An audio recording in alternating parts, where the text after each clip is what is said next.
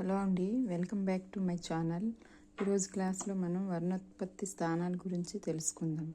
కంఠం నుండి పుట్టే అక్షరాలు ఆ, ఆ, క, ఖ, గ, ఘ, ఞ, హ, విసర్గ.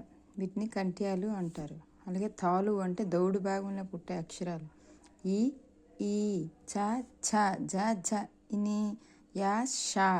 వీటిని తాళవ్యాలు అంటారు. అలాగే మూర్ధ స్థానం అంటే శిరస్సు నుంచి పుట్టే అక్షరాలు రూ, రూ, ఠ, ఠ, ఢ, ఢ, అన, ర, ష.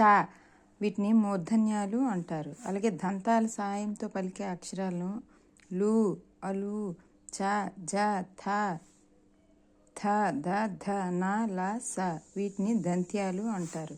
అలాగే పెదవి సాయంతో పలికే అక్షరాలను ఊ, ఊ, ప, ఫ, భ, భ, మ. వీటిని ఓష్ట్యాలు అంటారు. అలాగే ఏ, ఏ, ఐ. వీటిని కంఠ తాళవ్యాలు అంటారు. అలాగే ఓ, ఓ, ఔ. వీటిని కంఠ్యోష్ట్యాలు అంటారు. అలాగే వాని దంత్యోష్టము అంటారు. అదేవిధంగా విభక్తి ప్రత్యయాలు ఇవి మనం చిన్నప్పటి నుంచి చదువుకున్నవి, కానీ మనం ఒకసారి తెలుసుకుందాం.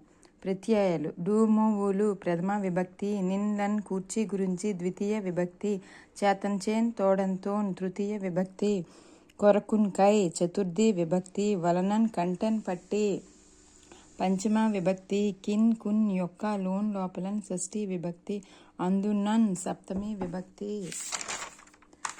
ఓ, ఓయి, ఓరి, ఓసి సంబోధన ప్రథమ విభక్తి.